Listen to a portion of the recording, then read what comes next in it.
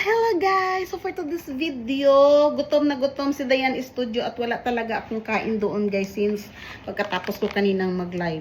At saka ito ang binili ko. It's Tia Earnings. Guys, first time ko itong matikman yung from Tia Earnings. O diba, it's a mix kakanin. May biko, ubi, kutsintaan, my favorite. Kailangan pa yata itong, bakit walang laman? Diyos ko Lord. Kaka-disappoint naman. Mayroon din lang lechiptan.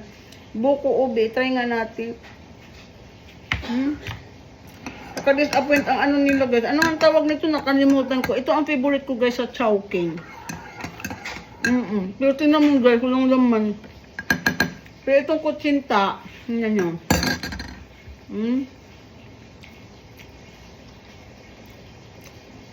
Di ba hindi inubos-ubos? Alam nyo ba guys, magkano to? Ano to? 200 pesos. Ito lang. Tingnan nyo. Ubi na biko. Ang biko dito guys, grabe ang sarap. Favorite ko yung biko. Lami kaayo.